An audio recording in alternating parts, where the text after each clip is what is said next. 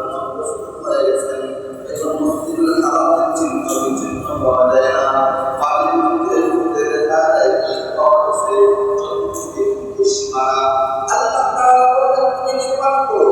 বাবা ইব্রাহিম আলাইহিস সালাম মসজিদুল হারাম নির্মাণ করেছেন।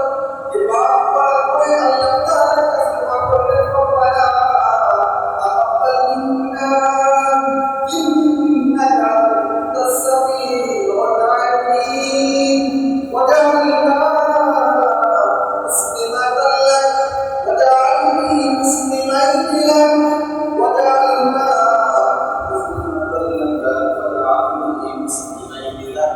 আল্লাহ তাআলা কাছে দোয়া করলেন, হে মালিক এই নিয়ামত করিলে মসজিদুল কাবা নির্মাণ করেছে ফেরেশতা, দ্বিতীয় নির্মাণ করেছেন বাবা আদম, তৃতীয় আমার মাধ্যম দিয়া সম্মানিত আমি ইব্রাহিম এই বানায় নির্মাণ করলাম।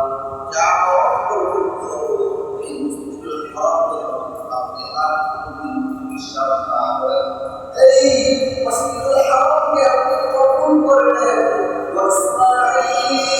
واجعلني مسلمين لك ولن أراد بإسرائيل سيئا ويسر الأمر